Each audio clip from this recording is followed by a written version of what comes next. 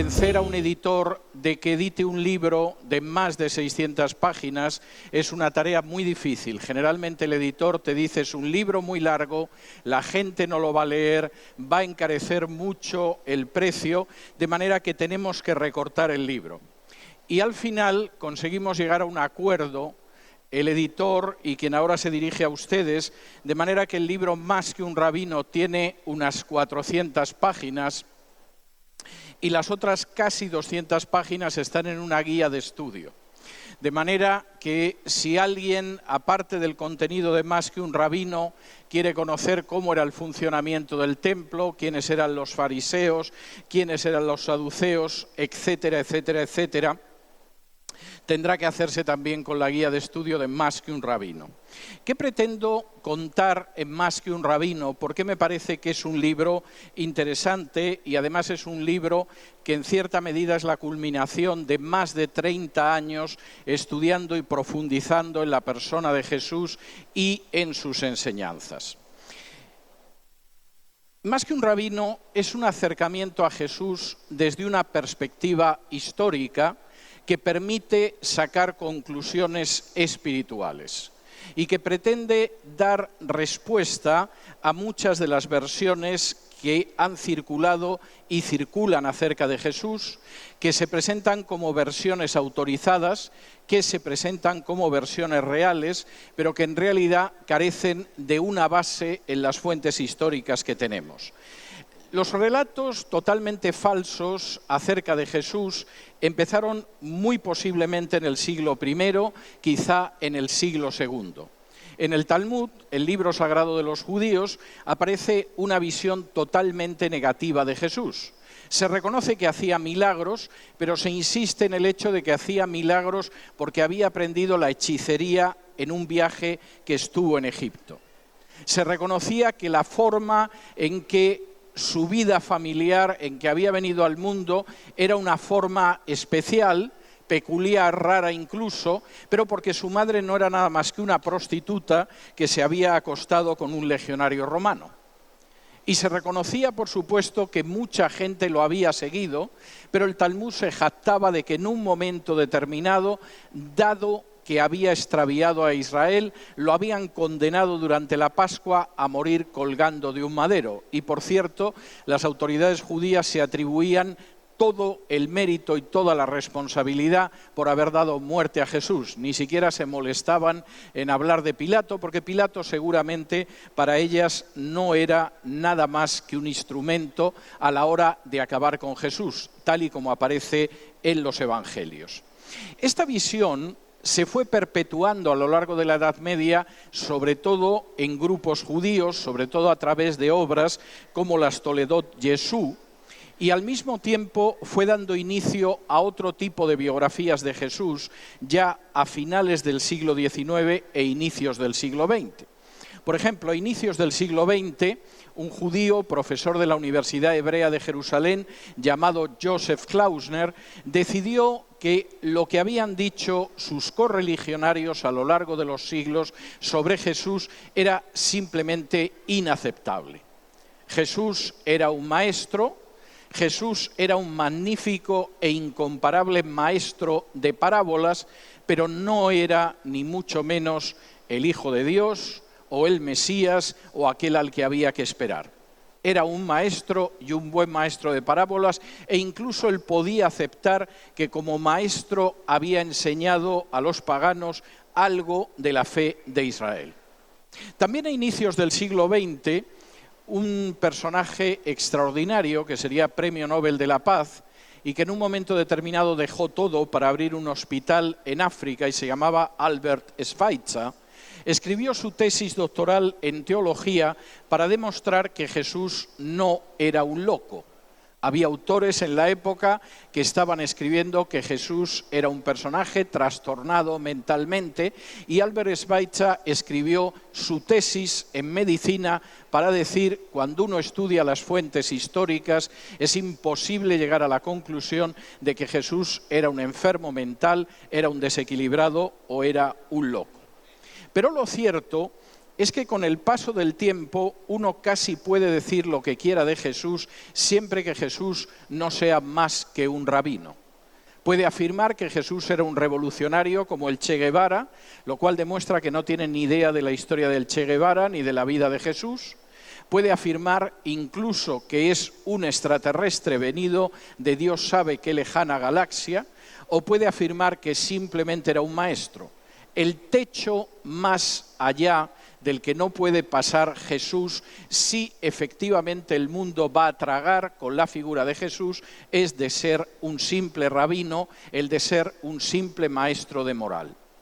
En Más que un rabino, intento demostrar que precisamente es todo lo contrario.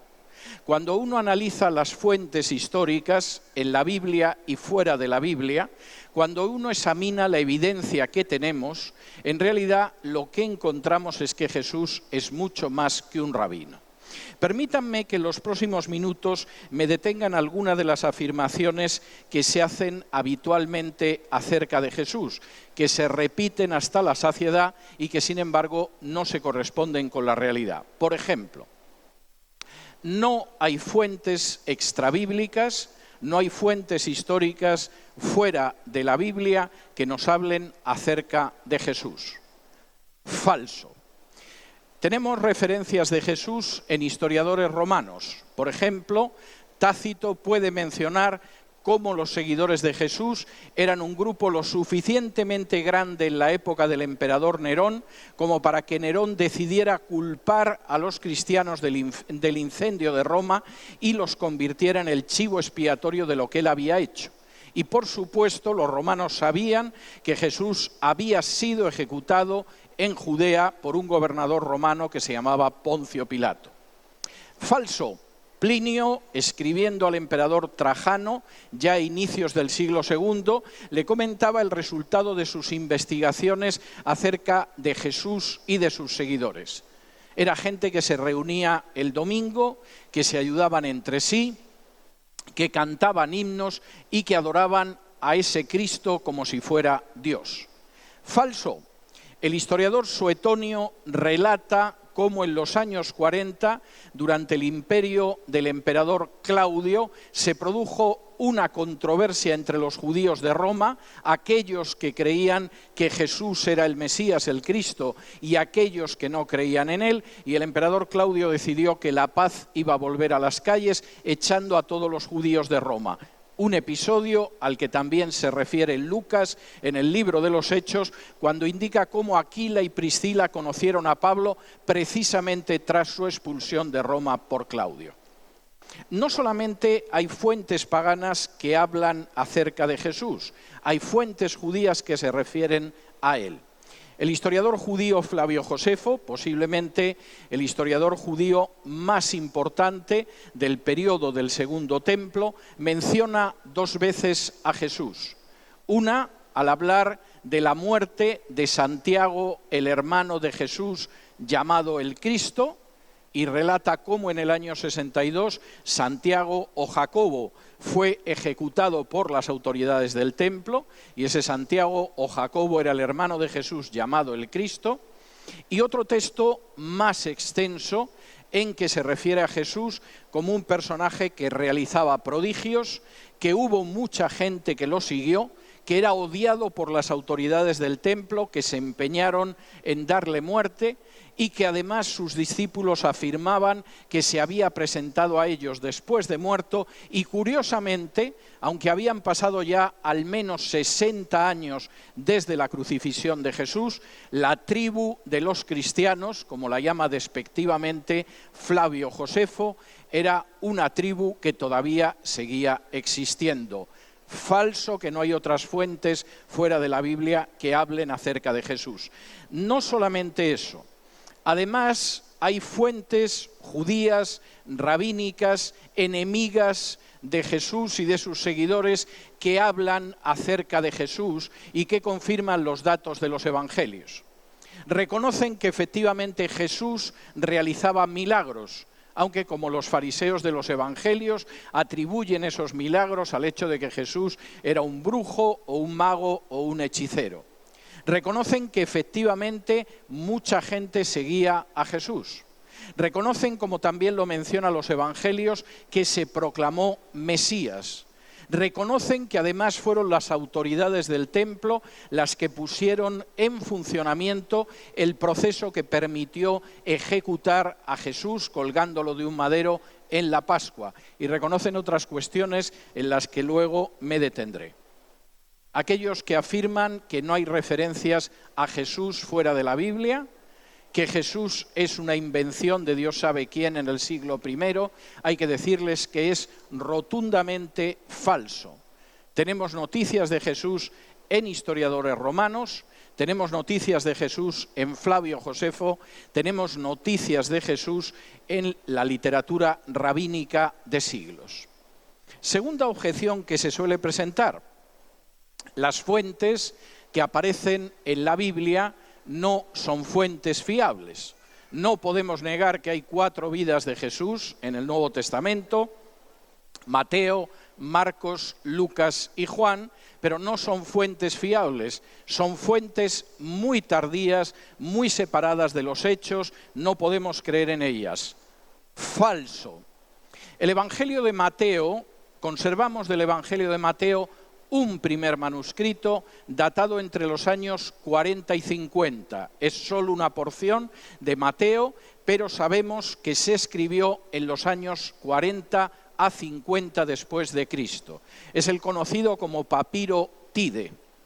Esto significa que el Evangelio de Mateo se redactó en algún momento muy cercano entre el año 30 en que Jesús fue crucificado y 2 décadas después, y ya estaba circulando por el imperio. Muy posiblemente el Evangelio de Mateo pudo haberse escrito en los años 30 o incluso en los años 40 del siglo I.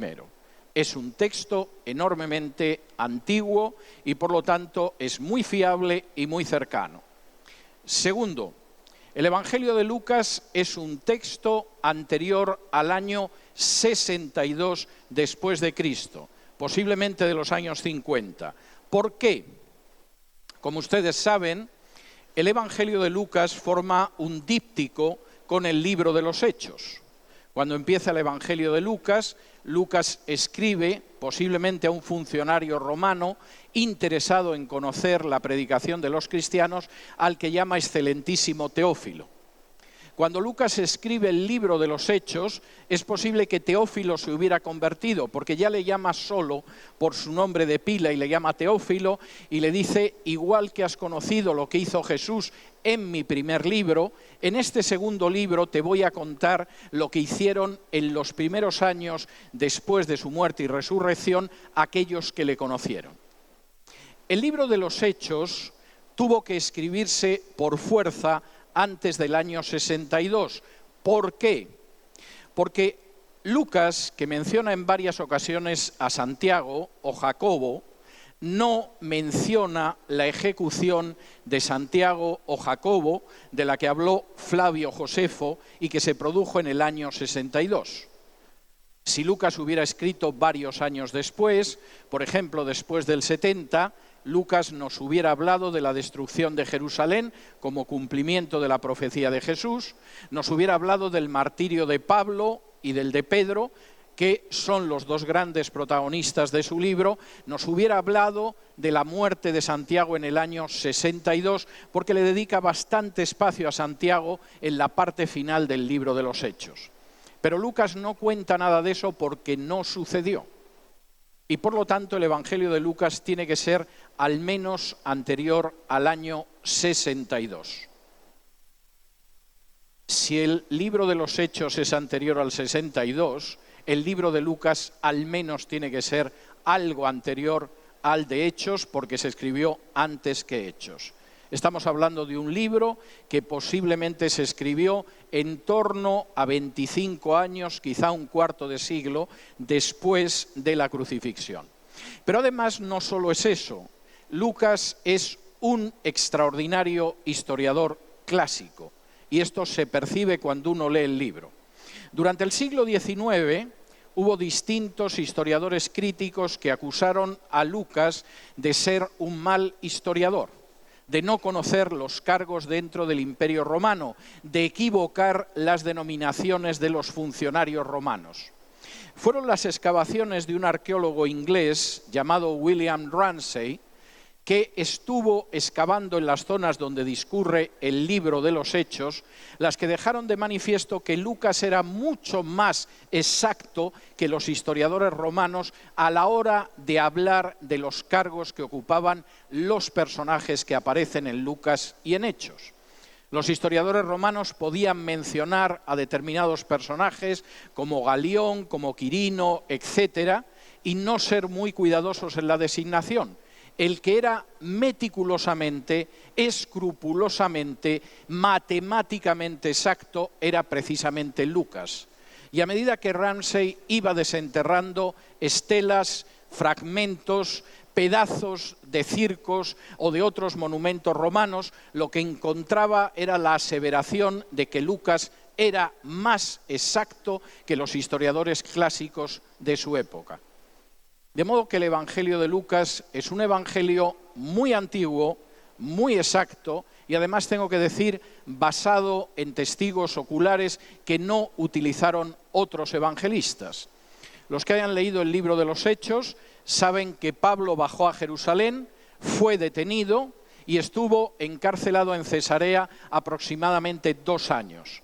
Y saben que con Pablo iba Lucas. Durante 2 años, Lucas tuvo la posibilidad de hablar con gente que había conocido y escuchado a Jesús. Muy posiblemente habló con la madre de Jesús, porque si ustedes comparan el relato de la Natividad en Mateo y en Lucas, en Mateo el importante es el varón, es José. Sabemos que estaba casado con una mujer que se llamaba María y que pensó en repudiarla, pero María no aparece en el resto del relato. El personaje importante es José. Sabemos lo que sucedió con María, cómo María guardaba en su corazón los hechos de la infancia de Jesús, porque María pudo hablar con Lucas y contárselo, y Lucas nos ha conservado esa parte de la vida de Jesús. Lucas, por ejemplo, pudo hablar con testigos del viaje de Jesús por Perea. Y el viaje de Perea, al que apenas hacen referencia los otros 3 evangelistas, sin embargo es desarrollado extraordinariamente por el Evangelio de Lucas. Incluso Lucas recoge muchas parábolas del viaje de Perea que no aparecen en los otros evangelios. Conocemos la parábola mal llamada del hijo pródigo, que yo prefiero llamar de los 2 hermanos o del buen padre, gracias precisamente a Lucas. Conocemos la parábola del fariseo y el publicano gracias a Lucas. Conocemos la parábola del hombre rico y Lázaro gracias a Lucas. Lucas fue un extraordinario historiador que de manera muy puntual describía la realidad en la que vivió Jesús y que recogió mucho material de testigos oculares que no aparece en los otros textos. El Evangelio de Marcos es otro evangelio muy antiguo, muy posiblemente de inicios de los años 60. El Evangelio de Marcos es un evangelio más corto, aunque si ustedes comparan los episodios que relata Marcos y cómo lo relata Mateo, Marcos elabora mucho más ese episodio, y Marcos recoge fundamentalmente los recuerdos del apóstol Pedro. Sabemos por fuentes históricas que Pedro no conocía el latín, y Marcos fue durante años su intérprete, era el que traducía a Pedro cuando predicaba. Y si ustedes se detienen en Marcos, verán que el relato de Marcos no es una invención de mucho tiempo después, son los recuerdos de un testigo ocular. Marcos es el que nos dice en qué lugar exacto se había quedado dormido Jesús cuando estalló la tempestad en el mar de Galilea. Marcos es el que recuerda que cuando Jesús multiplicó los panes y los peces, la hierba sobre la que se sentó la gente estaba verde. Y Marcos es el único que nos recuerda que hubo un muchacho que en su apresuramiento escuchó que habían detenido a Jesús, estaba durmiendo desnudo, se envolvió en una sábana y salió detrás de Jesús, pero cuando le arrancaron la sábana y quedó desnudo, huyó. Seguramente el propio Marcos. De nuevo, es un texto enormemente antiguo que transmite los recuerdos fundamentalmente de Pedro, uno de los apóstoles, de los 3 apóstoles más cercanos a Jesús. ¿Y qué pasa con Juan? Juan, diría alguno, eso es distinto de los sinópticos, eso es una invención del siglo II, eso no tiene pies ni cabeza, Jesús habla con discursos, ese Jesús no es el Jesús de los sinópticos. Voy a dar un disgusto a algunas personas si lo piensan así, y voy a dar un disgusto al que tiene el sonido porque me está rompiendo los tímpanos otra vez y le voy a tener que suplicar de rodillas que vuelva a poner el sonido bien. Gracias. Juan es un texto muy antiguo. Durante todo el siglo XIX y parte del siglo XX, los historiadores críticos insistieron en que Juan era un texto de finales del siglo II, quizá incluso del siglo III. Y esto se podía decir impunemente hasta que se descubrió el papiro John Rylands de Juan, papiro de la última década del siglo I, papiro que nos muestra que no había terminado el siglo I cuando el Evangelio de Juan ya se difundía por el imperio. Tengo que decir que además estoy personalmente convencido de que el Evangelio de Juan se escribió en torno a los años 40-50. Dedico a esto bastantes páginas en el libro Más que un rabino, pero déjenme dar por lo menos alguno de la docena de argumentos que doy en ese sentido. Primero, Juan hace referencias a Jerusalén imposibles después del año 70 en que Jerusalén fue destruido. De hecho, hemos podido realizar excavaciones para saber cómo era la Jerusalén anterior a la destrucción del templo, guiándonos por Juan. Juan habla, por ejemplo, de un estanque donde iban los enfermos a sanarse, donde Jesús sanó un paralítico, y ese estanque solo lo descubrimos hace unas décadas. Y había gente que decía, esta es una fábula piadosa, por no decir una mentira fanática de Juan. No, el estanque ha aparecido, la piscina probática existe, como menciona Juan. Juan hace una referencia a la gente del templo, a las autoridades del templo, que no tendría ningún sentido después del año 70, cuando ya no existían. Pero en los años 40-50, en que, como dice Pablo en Gálatas, Juan era una de las columnas de la iglesia de Jerusalén, junto con Pedro y junto con Santiago, el hermano de Jesús, esas referencias a las autoridades del templo eran obligadas y necesarias. El Evangelio de Juan es un evangelio muy antiguo. Y Juan es tremendamente exacto en la descripción de una serie de cuestiones que tienen que ver con el paisaje, con la cristología, con hechos como, por ejemplo, la manera en que se distribuían las fuerzas militares que van a prender a Jesús. Algunos dicen, no, Juan tiene que ser un evangelio tardío, porque en el prólogo de Juan se nos dice que el verbo, o la palabra, o el logos, se hizo carne y era Jesús.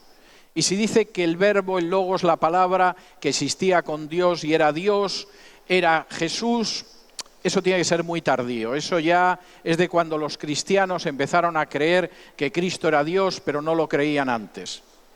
Quienes realizan esa información dan muestra de una bochornosa ignorancia histórica. La idea de que existía el verbo, el logos, la palabra, en arameo la menra aparece siglos antes del nacimiento de Jesús. Es más, la menra, la palabra, el verbo, era el término que en los targumín arameos, en las traducciones de los libros del Antiguo Testamento al arameo, se utilizaba para hablar de Jehová. No escribían Jehová, no escribían el tetragramatón, escribían la menra. Y la menra era la que paseaba por el jardín del Edén y se encontró con Adán. Y la menra era la que había insuflado el aliento de vida en ese pedazo de polvo de la tierra y fue creado el primer hombre. Y cuando Juan escribe diciendo que la menra de pronto se hizo hombre, está diciendo algo que para los lectores judíos de esa primera mitad del siglo I era absolutamente un mazazo. Durante siglos habéis estado hablando de la menrá, del logos, del verbo, de la palabra que se manifiesta a lo largo del Antiguo Testamento. Lo que yo os anuncio es que esa menrá se ha hecho hombre y nosotros lo tocamos y lo vimos y lo palpamos, porque era Jesús de Nazaret. En ese sentido, los evangelios son fuentes extraordinariamente antiguas, extraordinariamente fiables, voy a decir que extraordinariamente bien conservadas. Tenemos en torno a 4.000 manuscritos totales o parciales de los 4 evangelios. El primer manuscrito, por cierto, desde el siglo I al siglo IV. El primer manuscrito que tenemos de la República de Platón, y nadie niega que la República de Platón es como nos ha llegado, es 1,5 milenios posterior a cuando Platón escribió la República. Pero nadie niega que efectivamente la República de Platón es el texto que podemos comprar en cualquier traducción en una librería de Lima. El primer manuscrito de la Guerra de las Galias de Julio César, libro que yo tuve que traducir durante mucho tiempo cuando era un estudiante de bachillerato, la primera copia que tenemos de cierta calidad es más de 900 años posterior al momento en el que César escribió la Guerra de las Galias. No conozco un solo historiador de la antigüedad que ponga en tela de juicio, que discuta o que critique ese manuscrito de la Guerra de las Galias. En el caso de Jesús tenemos 4.000 manuscritos que van del mismo siglo en que vivió Jesús a 3 siglos después. La diferencia es aplastante. Y si alguien dice que esos manuscritos no son fidedignos, hay que responderle que o es muy ignorante o es muy maligno porque esa afirmación es falsa.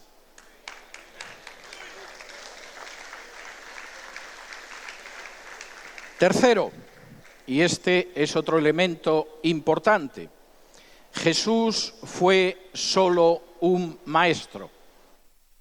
Está bien, aceptemos que hay textos que no son bíblicos, que son fiables y que hablan de Jesús. Aceptemos que los textos del Nuevo Testamento son importantes, antiguos y cercanos a la vida y a la enseñanza de Jesús. Pero Jesús no fue más que un maestro. Falso.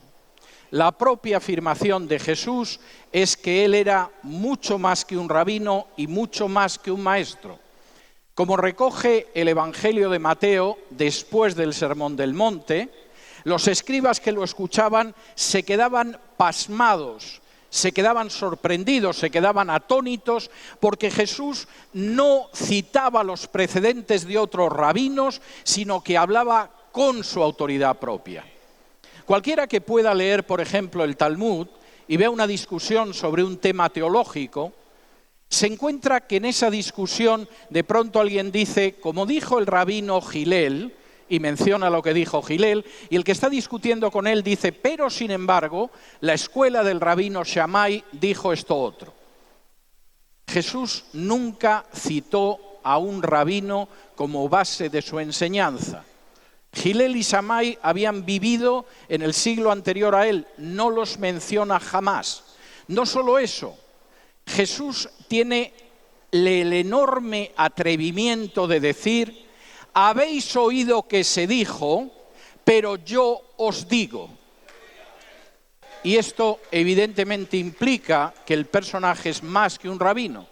Un personaje que podía decir de sí mismo, aquí hay algo más que Salomón, aquí hay algo más que el templo, aquí hay algo más que cualquiera de los puntos de importancia de la historia de Israel, más que un rabino. Es más, Jesús se presentó a sí mismo como alguien que era extraordinariamente importante y que se caracterizaba por ciertos títulos. Si me acompañan a Marcos, capítulo 10, y esto nos va a permitir entrar en el cuarto punto falso de lo que se suele afirmar sobre Jesús, en Marcos capítulo 10 y versículo 45, después de que Jesús ha enseñado que Él no espera que sus seguidores sean gente que se enseñorea de los demás, que se sirve de los demás, sino que espera que sirvan a los demás. Él da una razón para ello. Y dice en Marcos 10, 45, porque el Hijo del Hombre no vino para ser servido, sino para servir y para dar su vida en rescate por muchos. Jesús afirma dos cosas. Primero, que es el Hijo del Hombre y que luego es el siervo que dará su vida en rescate por muchos. Permítanme que me detenga primero en el Hijo del Hombre. Le dedico un capítulo entero en Más que un rabino, porque ser el Hijo del Hombre es ser muchísimo más que un rabino. Para muchas personas, el título Hijo de Hombre hace referencia a la humanidad de Jesús. Igual que Hijo de Dios haría referencia a la divinidad, Hijo del Hombre hace referencia a la humanidad. Lamento decir que si alguien piensa eso, está muy equivocado. Y los judíos de la época de Jesús sabían que no era así. Ellos iban al capítulo 7 del libro de Daniel y ahí veían cómo el anciano de días, Dios Padre, daba su autoridad a uno como Hijo del Hombre, al Hijo del Hombre. Y ese Hijo del Hombre era un ser divino. ¿Y por qué lo sabían los judíos? Y aparece en sus textos, como yo cito en mi libro Más que un rabino. Porque ese Hijo del Hombre iba sobre las nubes. Y si ustedes echan mano de una concordancia y miran las nubes en el Antiguo Testamento, sobre las nubes solo va el propio Jehová. El texto de Daniel estaba hablando de que aquel Hijo del Hombre no era un simple hombre. Era un ser divino al que el Padre le entregaba toda la autoridad para que viniera en juicio como Dios, como solo Dios puede venir sobre las nubes. Y Jesús lo que estaba diciendo era enormemente importante. Yo no soy simplemente un rabino aunque enseñe. Yo no repito lo que enseñaron otros rabinos.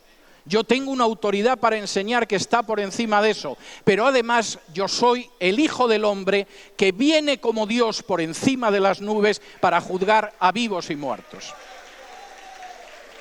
Esto era algo tan claramente comprendido por los judíos de la época de Jesús, y en mi libro Más que un rabino cito textos judíos en ese sentido, que cuando en el proceso de Jesús las autoridades del templo se dan cuenta de que han entrado en un punto muerto y no lo pueden condenar por blasfemia, han intentado condenarlo por blasfemia, aduciendo que Jesús quería destruir el templo, pero los testigos que aparecen para decir que Jesús quería destruir el templo se contradecían y no había manera de condenarlo. Y estaban viendo que seguramente iban a tener que ponerlo en libertad. El afirmar que uno era el Mesías no era una falta que mereciera la muerte. En toda la Torá de Moisés no se habla de que si uno se proclama el Mesías merece la muerte. En un último momento, las autoridades del templo intentan llevar a Jesús a un punto en el que le puedan condenar. Y cuando le dicen: en el nombre del Dios vivo te decimos, te preguntamos, ¿quién eres? ¿Qué eres? Jesús responde: yo soy el Hijo del Hombre y veréis al Hijo del Hombre viniendo con las nubes del cielo. Y aquello lo entendieron también las autoridades del templo, que ese es el momento en el que el sumo sacerdote se rasga las vestiduras y dice: ha cometido una blasfemia y por lo tanto tenemos que darle muerte. Pero había cometido una blasfemia no porque decía que era un hombre, como algunos piensan que es el Hijo del Hombre, sino porque el Hijo del Hombre era el propio Jehová viniendo sobre las nubes del cielo. Las fuentes históricas son muy claras. Jesús los había colocado en una alternativa: yo soy el Hijo del Hombre, de Daniel 7. Y como ser divino vengo en las nubes del cielo, que como todos vosotros sabéis es un vehículo que solo utiliza el propio Dios. o aceptáis esta verdad, o tendréis que matarme pensando que esto es una blasfemia. Y desgraciadamente para las autoridades del templo decidieron matarlo. Jesús no era un simple maestro, no era un simple rabino, jamás pretendió ser un simple rabino, era mucho más que un rabino. Era el que tenía autoridad para enseñar más allá que la tradición de escribas y fariseos. Era el que podía decir cómo se interpretaba la Torá, la ley de Moisés. Era el Hijo del Hombre que vendría sobre las nubes del cielo. Cuarto, algunos afirman, y esto es relevante, que al final la cruz fue un fracaso de Jesús. Jesús bajaba a Jerusalén, pretendía proclamarse el rey Mesías, de pronto las cosas salieron mal, lo detuvieron los romanos, lo clavaron a una cruz y evidentemente la muerte de Jesús no era algo que se esperara, no es algo que tenga que ver con el Mesías, fue un fracaso y los cristianos intentaron ver cómo manejaban, cómo administraban, cómo navegaban en medio del fracaso de la cruz. Falso. Las escrituras hebreas, más de 8 siglos antes del nacimiento de Jesús, señalan cómo el Mesías tendría que morir y tendría que morir como un sacrificio expiatorio. Si me acompañan al libro de Isaías, capítulo 53, en Isaías 53 aparece un conjunto de profecías relacionadas precisamente con la muerte de Jesús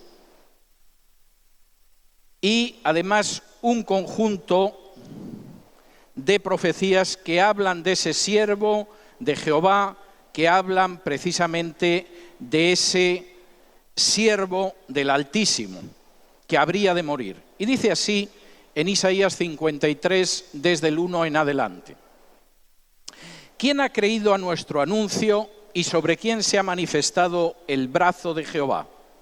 Subirá cual renuevo delante de él y como raíz de tierra seca. No hay parecer en él ni hermosura. Le veremos, mas sin atractivo para que le deseemos. Despreciado y desechado entre los hombres, varón de dolores, experimentado en quebranto, y como que escondimos de él el rostro, fue menospreciado y no lo estimamos. Ciertamente llevó él nuestras enfermedades y sufrió nuestros dolores, y nosotros le tuvimos por azotado, por herido de Dios y abatido. Mas él herido fue por nuestras rebeliones, molido por nuestros pecados. El castigo de nuestra paz fue sobre él, y por su llaga fuimos nosotros curados. Todos nosotros nos descarriamos como ovejas, cada cual se apartó por su camino, mas Jehová cargó en él el pecado de todos nosotros. Angustiado él y afligido, no abrió su boca. Como cordero fue llevado al matadero, y como oveja delante de sus trasquiladores, enmudeció y no abrió su boca. Por cárcel y por juicio fue quitado, y su generación, ¿quién la contará? Porque fue cortado de la tierra de los vivientes, y por la rebelión de mi pueblo fue herido. Y se dispuso con los impíos su sepultura, mas con los ricos fue en su muerte, aunque nunca hizo maldad ni hubo engaño en su boca. Con todo eso Jehová quiso quebrantarlo, sujetándolo a padecimiento.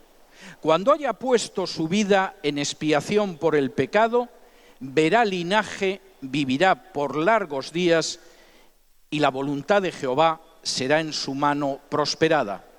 Verá el fruto de la aflicción de su alma y quedará satisfecho. Por su conocimiento justificará mi siervo justo a muchos y llevará las iniquidades de ellos. Por tanto, yo le daré parte con los grandes y con los fuertes repartirá despojos, por cuanto derramó su vida hasta la muerte y fue contado por los pecadores, habiendo él llevado el pecado de muchos y orado por los transgresores. El capítulo 53 de Isaías, que se conoce como el cuarto canto del siervo, contiene una serie de profecías que se cumplieron de manera matemática en Jesús. Por ejemplo, Para muchos judíos, versículo 3, era un personaje despreciado y desechado, del que escondimos el rostro y al que no estimamos. Como dice el versículo 4, lo tuvimos por azotado, por herido de Dios y abatido, porque a fin de cuentas no habían sido los representantes de Dios, las autoridades del templo encabezadas por el sumo sacerdote, los que lo habían condenado. Luego Jesús había sido condenado por el propio Dios, como el Talmud contaba siglos después. No solo eso, además es cierto que no abrió su boca, como dice el versículo 7. Y es verdad, como dice el versículo 9, que tendría que haber sido enterrado con criminales, con los mismos criminales con los que fue clavado a la cruz. Pero, sin embargo, en su muerte, su tumba fue la tumba de un hombre rico llamado José de Arimatea, como aparece en el versículo 9. Y como dice el versículo 10, lo cierto es que estaba poniendo su vida en expiación por los pecados, pero después de poner su vida en expiación por los pecados, vería otra vez la vida, resucitaría. El relato de Isaías 53 es impresionante cuando uno lo lee a la luz de la trayectoria histórica de Jesús, cuando uno lo lee a la luz de lo que fueron las últimas horas de Jesús. Y alguno dirá, sí, pero está usted haciendo una interpretación equivocada de Isaías 53. Isaías 53 no habla del Mesías. Isaías 53 habla de los sufrimientos del pueblo judío. El siervo de Isaías no es el Mesías, es el pueblo judío. Falso. Y los propios judíos de la época de Jesús y de los siglos antes de Jesús reconocieron que el personaje, el siervo de Isaías 53, no era el pueblo de Israel, sino que era el Mesías. Si tienen ustedes la curiosidad de ir al capítulo de mi libro Más que un rabino, donde hablo precisamente del siervo de Yahvé, del siervo, pueden ver multitud de textos de la literatura rabínica donde se reconoce que el siervo de Isaías 53 es el Mesías que esperamos, no el pueblo de Israel. Y esto lo pueden encontrar en el Midrash sobre el Salmo 2, en el Targum de Isaías, donde se dice expresamente que es el siervo Mesías y no Israel, y en muchos otros textos. Esto también es lo que encontramos en los documentos del Mar Muerto, donde aparece muy claro que el siervo de Isaías 53 es el Mesías que ha de morir por el pecado. No es una invención, ni mucho menos, de aquellos que efectivamente dicen que es el Mesías. Todavía en el siglo XII, cuando la interpretación de que el siervo de Isaías 53 era el pueblo de Israel se había extendido mucho entre los judíos, había rabinos que decían, no podemos enseñar eso, es falso, siempre hemos enseñado que el siervo es el Mesías. Por ejemplo, el rabino Moshe Cohen Ibs Crispín, todavía del siglo XIII de nuestra era, se quejaba amargamente de que hubiera rabinos judíos que decían que el siervo de Isaías 53 no era el Mesías, sino que era Israel. Y en sus quejas, este rabino decía que aquello violentaba el sentido real del texto y su verdadero significado, habiéndose inclinado ante la terquedad de sus propios corazones y de su propia opinión.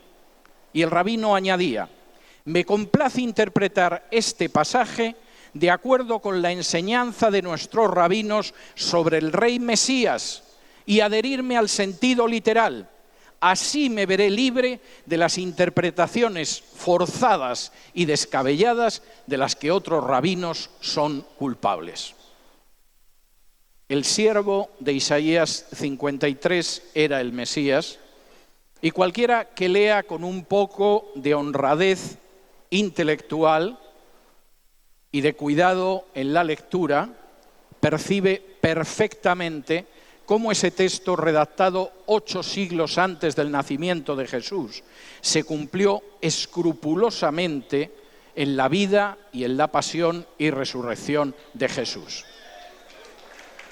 La cruz no fue algo inesperado. La interpretación de la muerte expiatoria del Mesías no fue un invento de los primeros cristianos para que no se les cayera el edificio después de la muerte de Jesús. La cruz fue el resultado directo de las profecías contenidas en el Antiguo Testamento, en algunos casos escritas hasta un milenio antes del nacimiento de Jesús, que los judíos de siglos antes de Jesús esperaban que cumpliera el Mesías y que Jesús cumplió. Quinto, y esto es bastante importante, la resurrección fue un invento de los primeros cristianos. A los pobrecitos les mataron a su jefe, a su líder lo clavaron a una cruz y dijeron, ¿qué hacemos? ¿Reconocemos que hemos sido tontos durante estos años o intentamos mantener el invento? Vamos a decir que se levantó de entre los muertos. Lo cierto es que la Biblia señala claramente que el siervo Mesías iba a resucitar. Pero quisiera decir que las referencias a la resurrección son referencias impactantemente históricas. Si me acompañan a la primera carta a los Corintios, estamos hablando de un texto poco más de 20 años posterior a la crucifixión. En 1 Corintios, capítulo 15, Pablo dice algo tremendo. Dice así en 1 Corintios 15, del 1 en adelante. Además, os declaro, hermanos, el evangelio que os he predicado, el cual también recibisteis, en el cual también perseveráis. Por el cual, asimismo, si retenéis la palabra que os he predicado, sois salvos, si no creísteis en vano.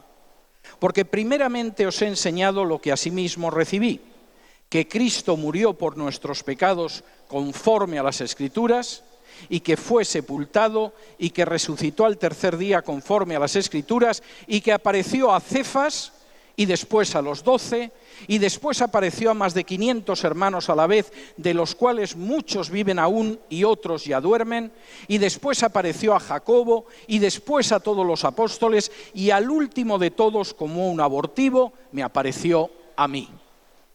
La idea de la resurrección no es un invento bonito para que le perdamos el miedo a la muerte. Pablo dice que la muerte es terrible. Lo último que da Pablo es aspirinas o analgésicos para decir que la muerte no tiene importancia. Habla del aguijón de la muerte citando el Antiguo Testamento. Pero Pablo al mismo tiempo afirma que la terrible muerte ha sido vencida por Jesús al resucitar. Y esto no es el fruto de la especulación filosófica o del pensamiento racional. Pablo dice, hay pruebas históricas. De entrada no voy a citar a las mujeres, porque sé que tal como sois en Corinto, os va a parecer que es un testimonio que no es muy firme, y me voy a centrar en los testimonios que no vais a negar.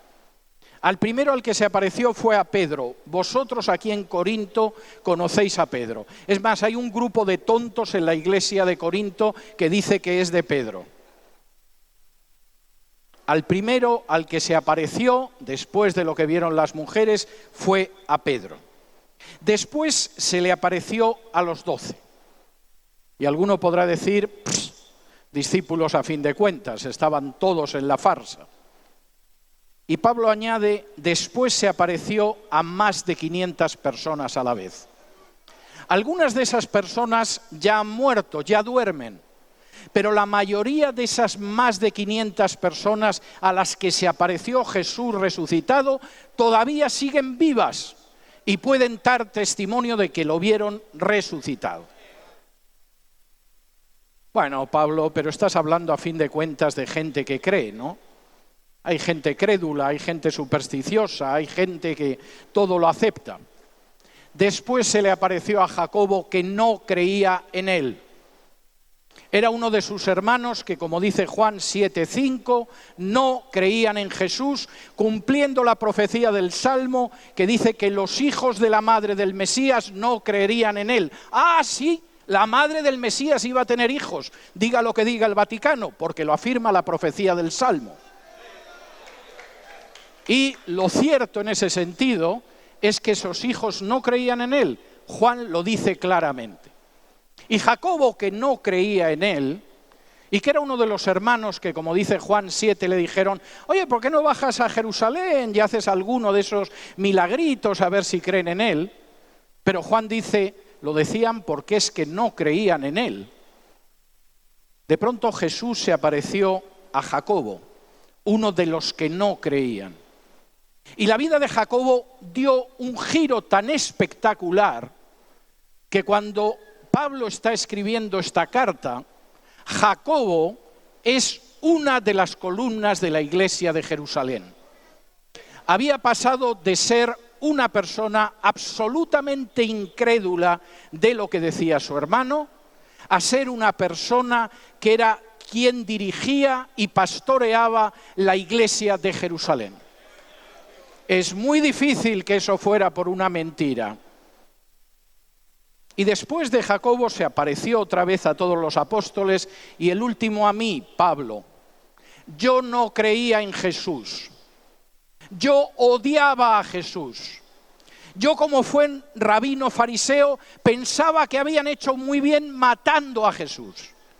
Y cuando uno de sus insoportables seguidores, que se llamaba Esteban, empezó a decir que éramos duros de corazón y que siempre rechazábamos a los profetas y que también habíamos rechazado al Mesías, y empezaron a apedrearlo, yo dije: ¡apedreadlo! Y guardé la ropa de aquellos que lo estaban matando a pedradas. Y me pareció que era poco, porque aquellos que seguían al blasfemo eran una deshonra para el pueblo de Israel. Y fui a ver al sumo sacerdote y le dije: dame cartas para que persiga a los seguidores de Jesús también en Damasco, porque estos canallas que siguen a un blasfemo han llegado hasta Damasco. Dame cartas y yo los meteré en prisión a todos. Y cuando ese hombre que odiaba a Jesús y odiaba a sus seguidores y odiaba el Evangelio iba camino de Damasco, de pronto Jesús se le apareció. Y cuando le dijo: Pablo, Pablo, ¿por qué me persigues? Y Pablo se dio cuenta de que aquella era una de las típicas apariciones de Dios, como las que aparecen en el Antiguo Testamento, con la luz cegadora. Y le dijo: ¿quién eres, Señor? Le dijo: yo soy Jesús, al que tú persigues. Y la vida de Pablo cambió radicalmente. La resurrección no solo es un hecho histórico. 20 años después de la crucifixión, Pablo podía citar más de 500 testigos, antiguos discípulos e incrédulos, apóstoles y gente que odiaba a Jesús y a sus seguidores, que tenían que reconocer que Jesús se había levantado de entre los muertos porque el Hades no había podido mantenerlo sujeto. Pero esto no solo aparece en el Nuevo Testamento. En el siglo XIX, y le dedico unas páginas en Más que un rabino, de pronto, en el curso de una excavación arqueológica, se encontró en Nazaret una placa de mármol, que se conoce como el Decreto de Nazaret. El Decreto de Nazaret dependía del César, del emperador Claudio, en este caso. Es un decreto de la década de los 40 del siglo I, y en ese decreto aparece una nueva ley romana que es llamativa. No castiga el profanar tumbas, eso ya estaba castigado en el derecho romano. No castiga el robar cadáveres, eso ya estaba castigado en el derecho romano. Castiga robar cadáveres con ánimo de engañar. Claudio estaba tan molesto, apenas 10 años después de la resurrección, que dijo: esto hay que corregirlo, hay que castigar a los que se llevan los cadáveres para engañar a la gente, como hacen estos nazarenos. eran ya un problema para el propio emperador de Roma apenas una década después de la crucifixión y la resurrección de Jesús. De manera que si alguien piensa que la resurrección fue un invento, hay que decirle falso. Sexta cuestión, y me voy a quedar aquí, no puedo resumirles 600 páginas de libro en una hora, de modo que esta es la última cuestión, pero creo que tenemos un tiempo de preguntas. Jesús jamás enseñó que volvería otra vez. La enseñanza de la segunda venida es una mentira de sus discípulos para justificar el fracaso de la cruz.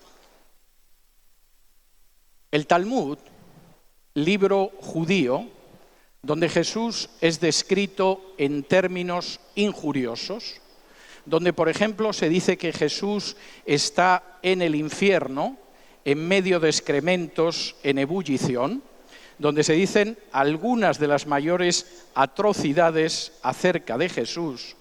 Sin embargo, el Talmud reconoce que efectivamente Jesús dijo que volvería otra vez. No fue una invención, sino que aparece así. Por ejemplo, y para aquellos que dicen que Jesús nunca se proclamó Dios, sus adversarios judíos, vaya si tenían claro que había sido así, en el Yalkut Shimeoni, párrafo 725, sobre Vayisha Meshaló, números 23-7, dice que Jesús intentaba hacerse Dios a sí mismo para que el mundo entero fuera por mal camino. No era un simple rabino, no era ni siquiera un simple hechicero.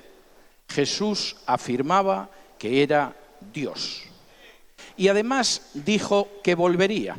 En ese mismo texto rabínico se añade que no podía ser Dios porque Dios no miente. Y él dijo que marcharía y volvería finalmente. Lo dijo y no lo hizo. Jesús, claro que anunció su segunda venida. Y de la misma manera que todo lo que anunció se cumplió, volverá otra vez. En ese sentido, las afirmaciones que generalmente aparecen en programas de televisión, en libros, en revistas, en programas de radio, que dicen que no hay otras fuentes que hablan de Jesús, o que las fuentes que hablan de Jesús no son fiables, o que Jesús fue solo un rabino, un maestro, o que la cruz le pilló por sorpresa, o que nunca resucitó, o que jamás anunció que regresaría, son falsas. Y son falsas no porque se opongan a lo que dice la Biblia, por supuesto esa es una razón. Son falsas porque se oponen a lo que aparece en documentación histórica que no está contenida en la Biblia y que incluso viene de los propios enemigos de Jesús. Las afirmaciones del Nuevo Testamento se ven confirmadas por fuentes que son precisamente extrabíblicas. Pero hay algo más que una discusión histórica en todo esto. Hoy tuve un almuerzo con algunos pastores y al final del almuerzo uno me preguntó por Simón Bolívar. Bueno, hablar de Simón Bolívar o hablar de Winston Churchill o hablar de Napoleón o hablar de Cristóbal Colón tiene un cierto interés. Es más, después de haber estado hablando de temas de teología durante todo el almuerzo, hasta parece que es una cierta variedad que se agradece en cuanto a los temas de conversación. Pero no pasa de ser un tema de conversación para los interesados en la historia.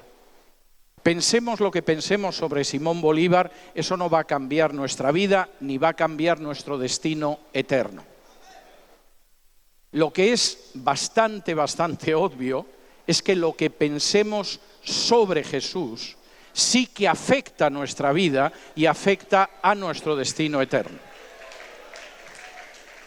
Y esto es algo que aparece con enorme claridad en las Escrituras y con lo que me gustaría concluir esta exposición antes de entrar en el turno de preguntas.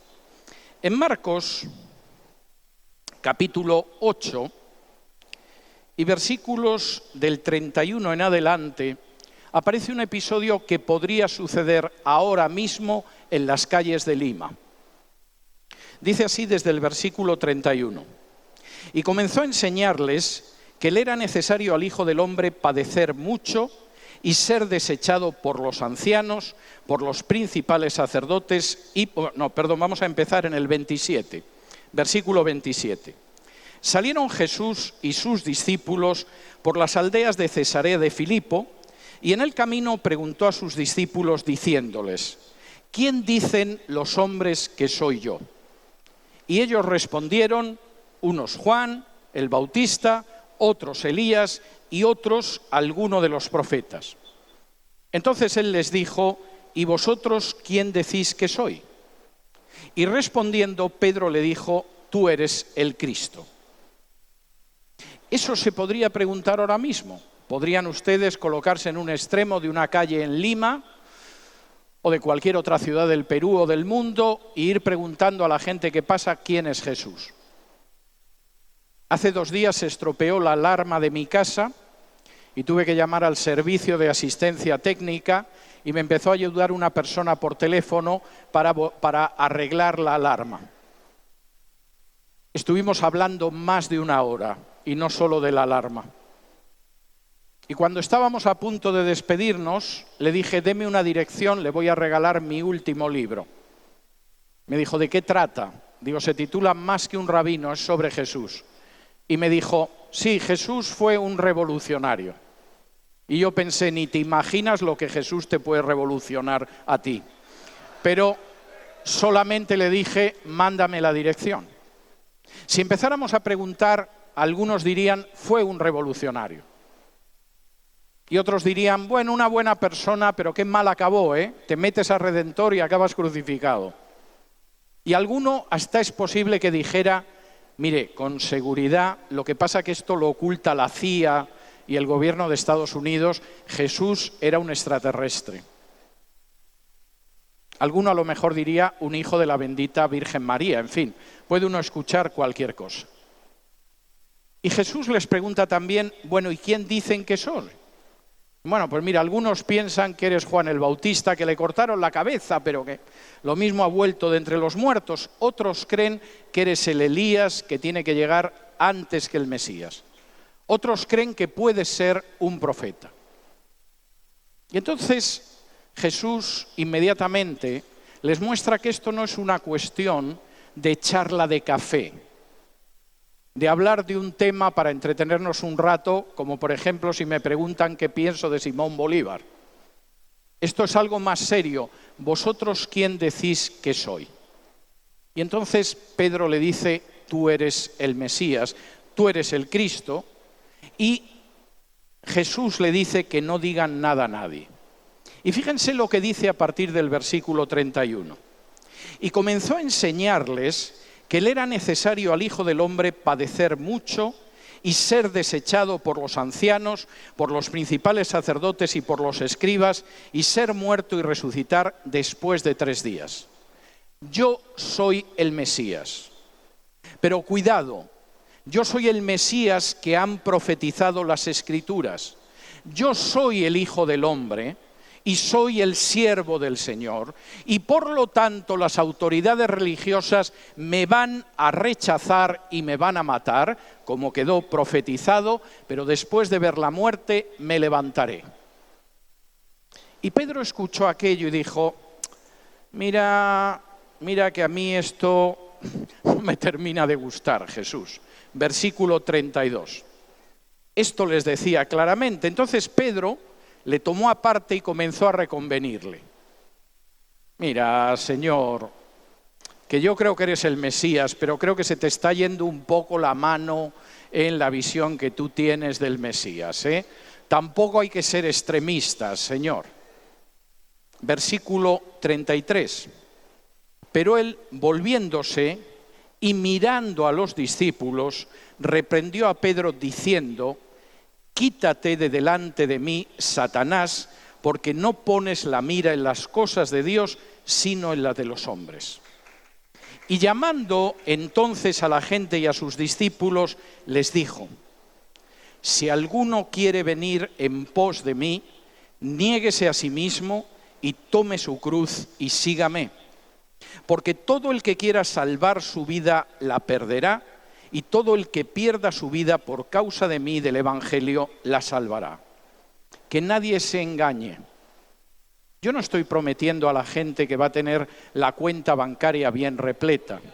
Yo no estoy prometiendo a la gente que nunca va a tener ni un mal dolor de cabeza. Yo no estoy prometiendo a la gente que va a tener la casa que se le antoje. No estoy prometiendo a la gente que va a disponer del automóvil que le gustaría. Estoy diciendo que si alguno quiere venir en pos de mí, tiene que negarse a sí mismo y estar dispuesto a morir en una cruz. La teología católica ha interpretado muy mal este pasaje y resulta que tomar la cruz es tener que aguantar a una suegra insoportable o de pronto un dolor de espalda o un jefe incómodo en el trabajo. Lo que dice Jesús es mucho más profundo que eso. El que me siga tiene que saber que puede que tenga que acabar en una cruz como yo voy a acabar en una cruz.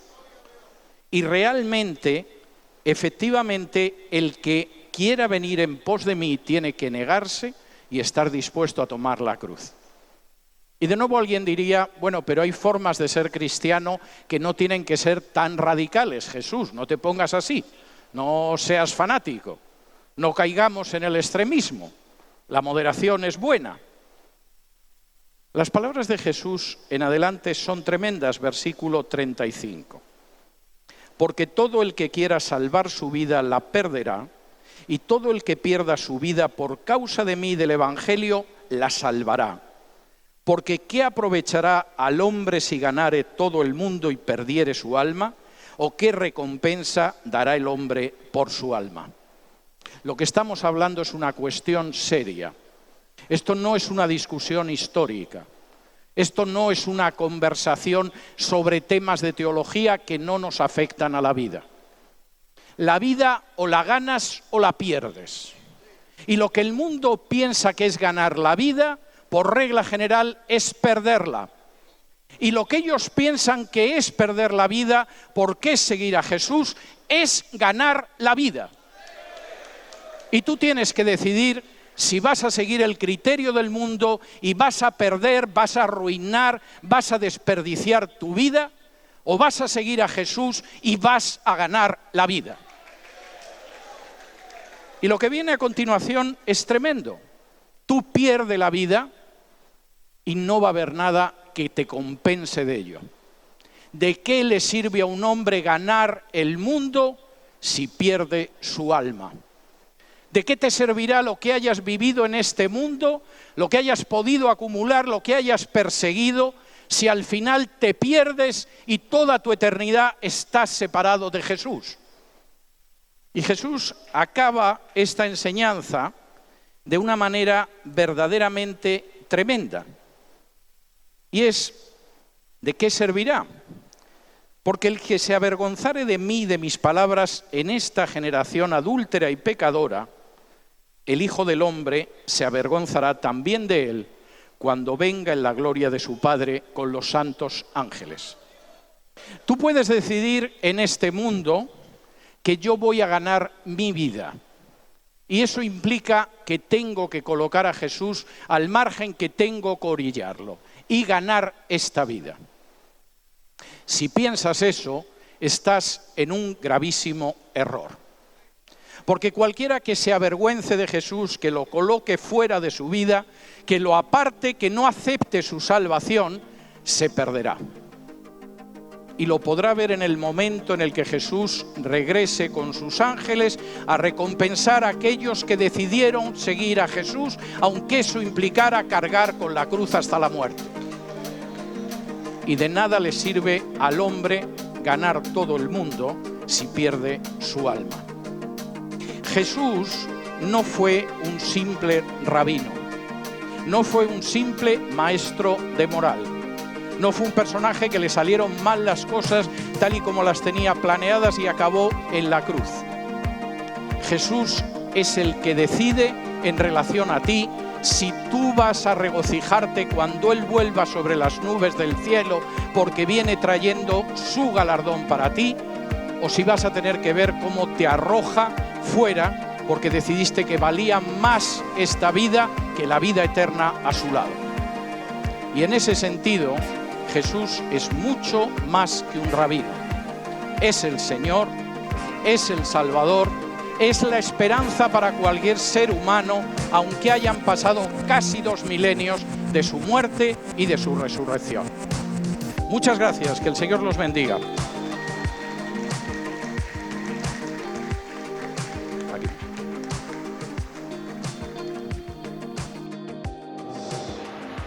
Las preguntas, vamos a ver cuántas podemos responder en media hora. Sí, buenas tardes, doctor César Vidal. Después de saludarle, paso a preguntar qué es Memra y pudiera explicar acerca del tema Hijo del Hombre. No voy a explicar más sobre el tema del Hijo del Hombre, pero tiene un capítulo extraordinario en el libro Más que un rabino y aparecen citas del judaísmo y me podrá ayudar. Sí me voy a detener en el tema de la Memra. La palabra Memra en arameo se puede traducir como verbo, palabra, logos, etc. Es el mismo término que en griego utiliza Juan 1.1 y que traducimos como la palabra o el verbo al español y que en griego es el logos. Y es un término que en las traducciones hebreas en las traducciones arameas del Antiguo Testamento se utilizaba para sustituir el tetragramaton, para sustituir a Jehová. De manera que uno lee, por ejemplo, los Targumim de Génesis y se habla de que la Memra paseaba por el huerto del Edén, etcétera, etcétera. Esto era tan conocido dentro del ambiente judío de la época de Jesús. Por amor de Dios, bájenme la resonancia, porque voy a acabar con los tímpanos perforados y no me agradaría. Esto era tan conocido en la época de Jesús que cuando Juan escribe que en el principio existía el verbo, existía el logos, está hablando y dice que además ese logos, ese verbo se hizo carne y habitó entre nosotros. Lo que está diciendo es que el propio Jehová, que era Dios y existía eternamente en el principio, en un momento determinado se encarnó en Jesús. Y por eso el término Memra es muy importante, aunque esto es algo relativamente especulativo. Dice Antonio Piñero habla de una resurrección simbólica de Jesús y que Pablo habla de un principio antes que una persona. ¿Qué dice sobre esto? Piñero tiene una especial habilidad para decir majaderías que no son ni siquiera originales, que suele copiar de otros autores y que nunca suele decir de dónde copia.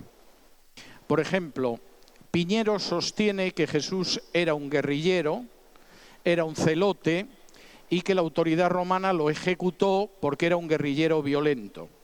Pero oculta que eso no es original, no es una conclusión suya y lo ha copiado, por ejemplo, de los libros de Brandon de los años 70. Yo creo que lo de Piñero es uno de los ejemplos más patéticos que yo conozco de un antiguo sacerdote decidido a ir en la segunda parte de su vida contra aquello que predicaba en la primera parte. Y su calidad científica para mí está por debajo de cero. No he leído una sola línea suya en la que diga algo que sea medianamente original. Y desde luego decir que la resurrección de Jesús es simbólica, cuando las descripciones de los evangelios hablan de que incluso comía con los discípulos y comía un pescado que había ahí, y decir que Pablo habla de un principio antes que una persona, es que me parece una estupidez de unas dimensiones que no voy a decir que solo se le pueden ocurrir a Piñero, pero casi lo podría decir. MacDonald dice que Marcos copia de la Odisea porque repite la misma estructura que sus personajes. Como majadería es inmensa. Todo parecido entre Marcos y la Odisea, que relata el regreso de Odiseo después de la guerra de Troya hasta que llega a Ítaca, Es pura coincidencia, no existe ningún paralelo entre la Odisea y el Evangelio de Marcos.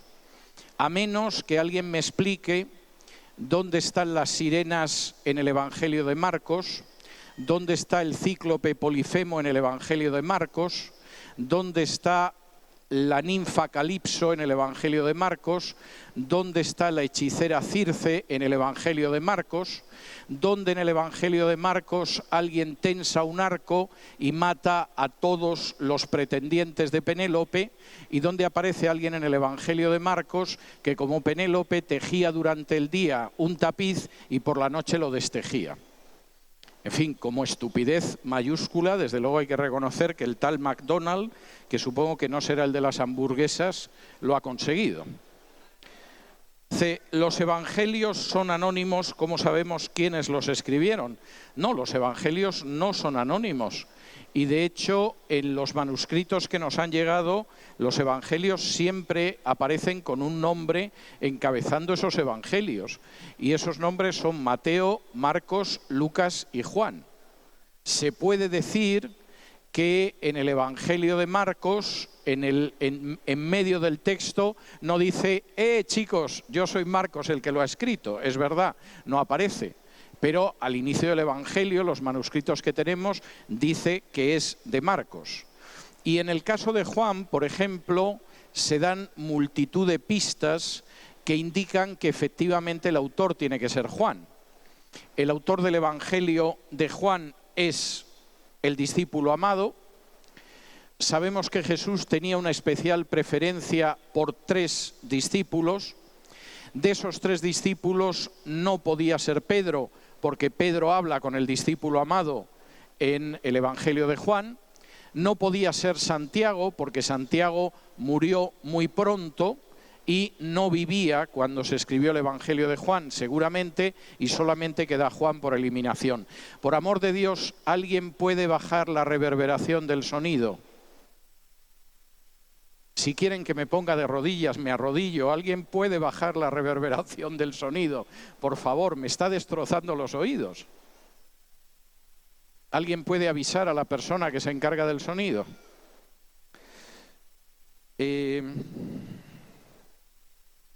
Dice, ¿cómo predicar en la posmodernidad?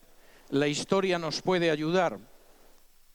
Mire, no quiero desanimar a nadie, pero la predicación del Evangelio siempre es la misma. En la posmodernidad, en la contrarreforma, en el barroco, en la ilustración o a día de hoy. Y la predicación del Evangelio es muy sencilla.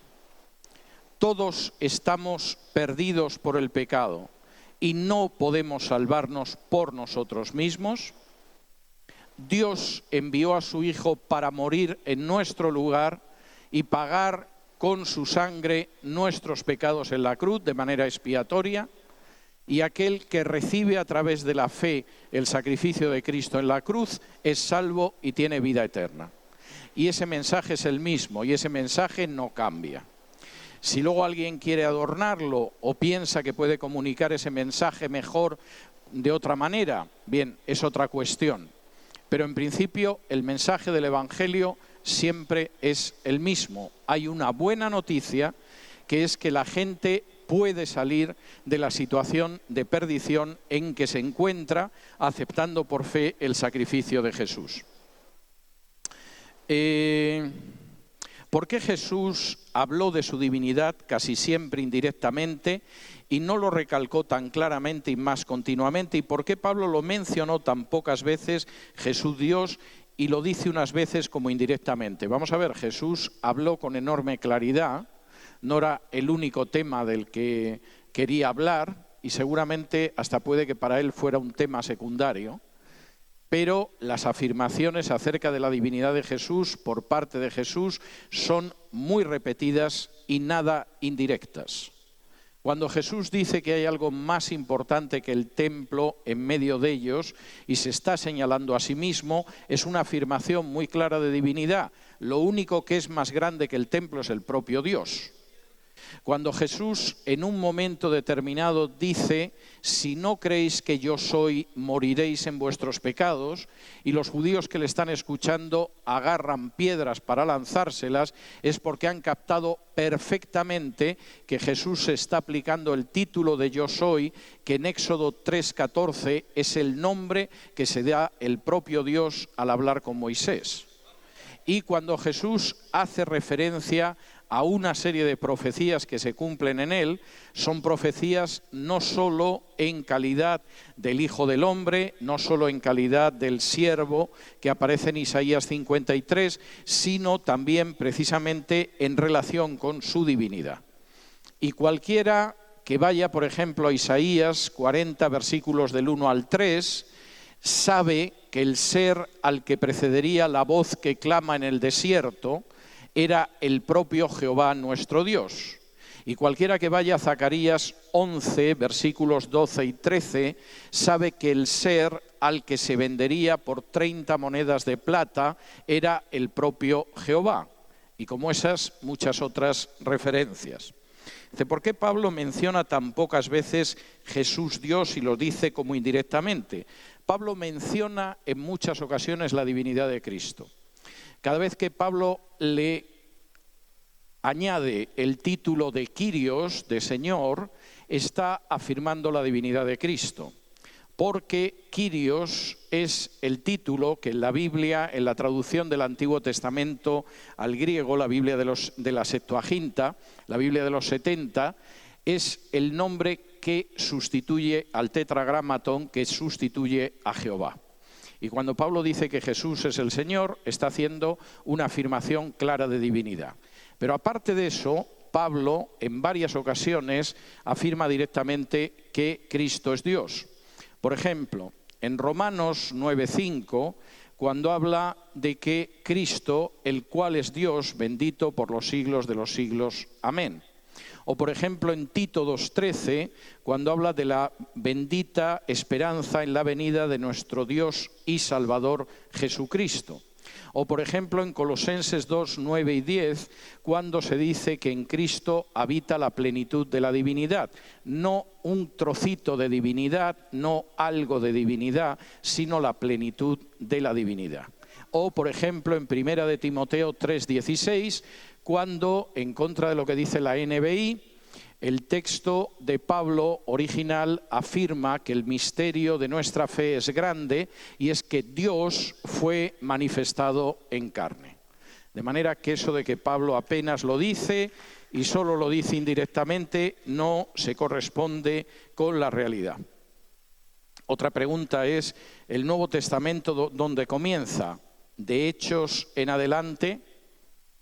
Si no lo han cambiado desde esta mañana, cuando yo hice mi devocional, el Nuevo Testamento empieza en el versículo 1 del capítulo 1 de Mateo. Pero si alguien lo ha cambiado y ahora empieza en Hechos, agradecería que me lo explique porque la noticia me ha pasado desapercibida. Algunos dicen que Marcos escribió su evangelio alrededor del año 50. ¿Cómo podemos entender esto? No me parece imposible que Marcos escribiera su evangelio alrededor del año 50. Yo tiendo a creer que es un evangelio escrito a inicios de los años 60, pero si alguien piensa que es en torno al año 50, sinceramente no le voy a llevar la contraria. No veo por qué no se puede creer que no lo pudo escribir en los años 50. ¿Por qué los judíos no leen Isaías 53 y el libro de Eclesiastés? Vamos a ver, Isaías 53 es un verdadero calvario para los judíos que no quieren reconocer que Jesús es el Mesías. Y como leí al final de la exposición, todavía en el siglo XIII, había rabinos que se negaban a que se interpretara Isaías 53 como una referencia al pueblo de Israel, porque era obvio que siempre se había creído que era el Mesías. Rashi, uno de los comentaristas judíos más importantes de la Edad Media, un judío francés, reconocía en uno de sus comentarios al Antiguo Testamento que el problema con Isaías 53 era que se parecía mucho al Mesías de los cristianos. Y por lo tanto era mejor decir que era el pueblo de Israel. No sea que alguien empezara a atar cabos y decidiera que había que abandonar a los rabinos y convertirse en cristiano. Pero cualquiera que lea el capítulo sobre el siervo de Isaías 53, más que un rabino, verá que hay multitud de pasajes de autores judíos antes y después de la época de Jesús que reconocían que Isaías 53, el siervo, no es el pueblo de Israel, sino que es precisamente el Mesías. Recuerdo hace quizá 10 o 12 años, yo estaba dando una conferencia para judíos y en un momento determinado mencioné Isaías 53 como un texto mesiánico. Y entonces un señor mayor pidió la palabra y me dijo: mire, doctor Vidal, yo le tengo mucho respeto, pero tengo que decirle que esa interpretación de Isaías 53 es cristiana y no es judía. Y yo le dije, bueno, con todo el respeto tengo que decirle que ha sido mucho más tiempo una interpretación judía que la interpretación que sostiene que Isaías 53 es Israel. Y empecé a citarle una serie de autoridades rabínicas y de autores judíos que decían que Isaías 53 era el Mesías. Y esto es bastante claro. Me dice que dice en general la nueva perversión internacional sobre el tema expuesto. Bueno, no creo que diga nada, vamos, no tengo noticia de que diga nada, pero han cambiado hechos al primer libro del Nuevo Testamento esta mañana y yo no me he enterado, o sea que tampoco puedo asegurar que no diga nada. ¿Qué se debe hacer para reorganizar la sociedad bíblica unida? Hombre, ¿quién me ha puesto a mí como partidor entre vosotros? Vamos a ver, yo organizo bien mi tiempo, soy muy disciplinado, eso me permite trabajar mucho. Que la sociedad bíblica haga lo que quiera. No es mi problema, el Señor no me ha llamado a solucionar los problemas que tengan, gracias a Dios por su misericordia. ¿Cómo explicar a los niños de primaria que Jesús fue más que un rabino? Mencionar 3 puntos importantes sobre ello. Bueno, yo creo que hay varias cosas que se pueden decir. Jesús era el Mesías que cumplió las profecías. Jesús realizaba milagros que van más allá que cualquier rabino, como regresar de la muerte. Y Jesús murió por todos nosotros en la cruz, pagando por nuestros pecados, que es algo que ningún rabino ha podido hacer a lo largo de la historia. Dice, en la tradición judía se dice que un rabino tenía que ser casado y a partir de los 40 años. Vamos a ver, las tradiciones judías que conocemos hoy en día no son necesariamente las tradiciones que existían en la época de Jesús. Lo que me da un cierto margen para emplear 2 minutos en arremeter contra algunas tonterías de uso común. Por ejemplo, hay gente que de pronto decide que es mucho más cristiano si judaiza y entonces se coloca una kipá, que es esta gorrita judía, y empieza a orar en la iglesia y se mueve para adelante y para atrás y está convencido de que es mucho más cristiano porque actúa como los judíos de la época de Jesús. Ignora que todavía en el siglo XV nadie usaba la kipá y muchos judíos iban con la cabeza descubierta. Y por supuesto no se movían así como luego ha sucedido. Y cuando algunos además deciden que se disfrazan de judíos y se visten como los judíos del este de Europa del siglo XVIII, eso no tiene nada que ver con el judaísmo que Jesús conoció. Y no los convierte en más judíos y más cristianos que si yo me pongo una pluma en la cabeza y digo que soy el gran Inca. De manera que como forma de perder el tiempo, de judaizar de forma estúpida y de además mostrar su ignorancia sobre la historia judía, lo están haciendo perfectamente. Esa es la realidad, lamento decirlo, pero es así. Y hay no solamente es así, es que muchas de las interpretaciones judías, concretamente las contenidas en el Talmud, son interpretaciones que no vienen de la Biblia, sino que vienen de los rabinos del siglo II. En mi blog, y mi blog tiene un buscador que permite buscar muchas cosas, ¿no? Uno va a www.cesarvidal.com y pone Daniel en el buscador y le aparecen un montón de páginas donde se habla de Daniel, las profecías de las 70 semanas, los capítulos sobre la estatua, etcétera, etcétera. Si entran y buscan una entrevista de un profesor israelí sobre los rabinos, entrevista que está en hebreo pero con subtítulos en español, el judío joven que le entrevista le dice, bueno, y entonces el judaísmo viene de la Biblia. Y el profesor de la universidad israelí le dice, no, el judaísmo no viene de la Biblia, viene de los rabinos del siglo II. Y a continuación le da varios ejemplos. Y le dice, por ejemplo, en la Biblia, la descendencia familiar viene a través del varón. Y cualquiera que haya leído el Antiguo Testamento lo sabe. Pero los rabinos del siglo II decidieron que era mucho más seguro si venía a través de la mujer. Porque en el caso de la mujer ya sabes de dónde ha salido. En el caso del hombre no está muy claro. De modo que los rabinos lo cambiaron. O por ejemplo, en la Biblia prohíbe comer el cabrito cocido en la leche de la madre. Pero los rabinos del siglo II decidieron ampliar esto y no puedes comer un producto lácteo con carne, como sabe cualquiera que haya ido a comer con un amigo judío que sea practicante. Y, por supuesto, la interpretación no es la de la Biblia, sino la de los rabinos del siglo II.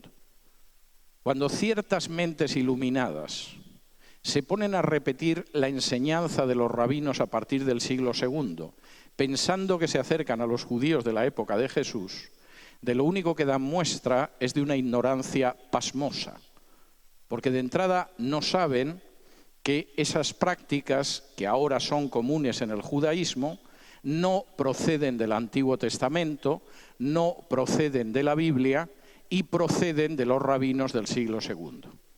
Y encuentro interesante que si alguno tiene interés en el tema, pues efectivamente pueda ver esta entrevista porque es bastante clara. Entonces, claro, cuando yo veo a algunos disfrazados de judíos del este de Europa del siglo XIX, moviéndose como si fueran iguales y no apelando a la Biblia, ni siquiera al judaísmo del siglo I, sino a interpretaciones varios siglos posteriores a Jesús, si me pilla bien, me río, y si me pilla mal, me puedo pasar llorando todo el día. Y es verdaderamente lamentable la ignorancia de ciertas personas en este sentido, y si encima se consideran más santos por eso, ya verdaderamente es para romper a llorar. Dice, ayer estuve en su conferencia sobre la NBI, ¿alguna obra de usted donde esté toda esa información y bibliografía? Hace ya bastantes años, un pastor bautista de origen español que vivía en el sur de la Florida y se llamaba Domingo Fernández, y yo escribimos un libro que se titulaba Conspiración contra las Escrituras. La primera parte del libro, que la escribió Domingo Fernández, está centrada en por qué no son tolerables las ediciones de la Biblia, donde, por ejemplo, se incluyen los apócrifos. Y tiene algunos capítulos muy buenos sobre los apócrifos, el canon del Nuevo Testamento, etc. La segunda parte del libro es más amplia que mi exposición de ayer, pero recoge todos los puntos a los que yo me referí ayer. Este libro dejó de publicarse hace años, pero siempre hay almas piadosas que deciden quedarse con los derechos de autor de los demás, de manera que si ustedes escriben en Google Conspiración contra las Escrituras César Vidal, les van a aparecer varias páginas donde pueden robar tranquilamente el libro, no me molesta y creo que está bien que accedan a ese material y lo tengan por escrito, y no tienen que copiarlo, simplemente lo señalan y luego ponen copiar y lo pasan a un archivo propio y lo guardan en su ordenador.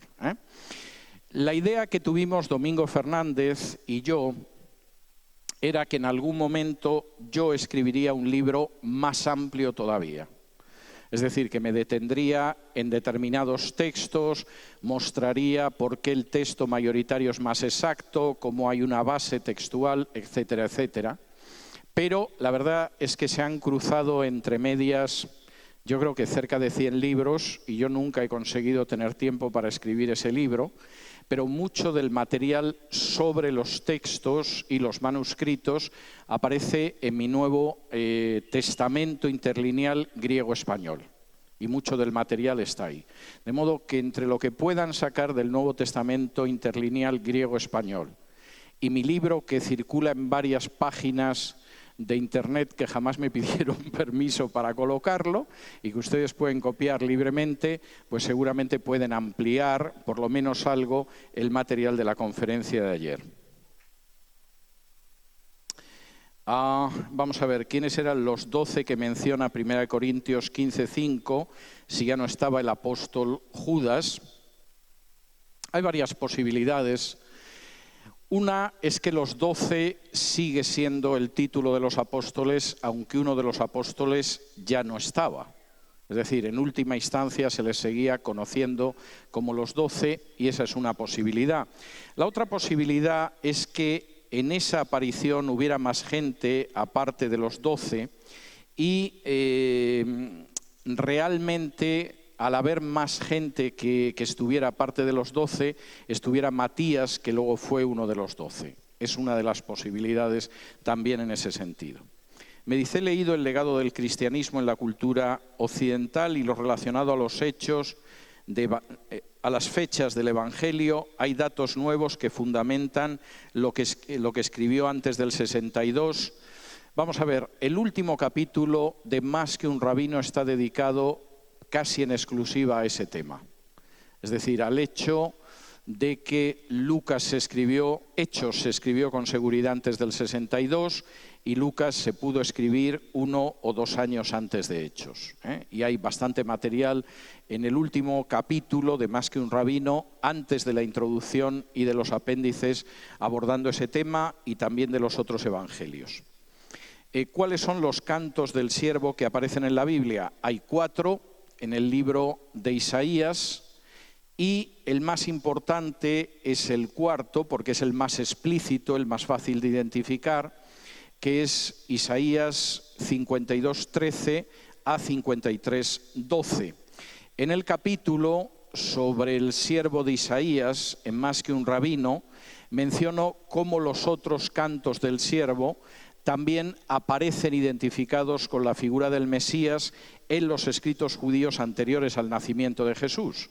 Esto no fue una invención de Jesús ni de sus seguidores, sino que esta es una situación que los judíos habían identificado muchos años antes del nacimiento de Jesús. Mi pregunta, ¿todos los relatos y parábolas, acontecimientos de los 4 evangelios son para la Iglesia o solo eran para el pueblo de Israel? Se argumentan mucho sustentándole como doctrina cristiana acontecimientos que ocurrieron dentro del ministerio del Señor con un pueblo judío, con cultura judía, religión judía, costumbres judías, etcétera, etcétera. Vamos a ver, a mí me parece muy claro que los evangelios tienen un contenido universal. En ese contenido queda muy claro que el pueblo de Israel en bloque pierde su oportunidad y que finalmente el reino será dado a otro pueblo que sea digno de él. Una afirmación que aparece en el Evangelio de Mateo, que es un evangelio específicamente judío. Creo que he mencionado, no sé si ayer y no sé si aquí, pero creo que he mencionado que el Evangelio de Mateo, que es un evangelio judío, contiene una estructura verdaderamente extraordinaria de Mateo, en la cual agrupa las palabras de Jesús en 5 grandes discursos que son paralelos a los 5 libros de Moisés.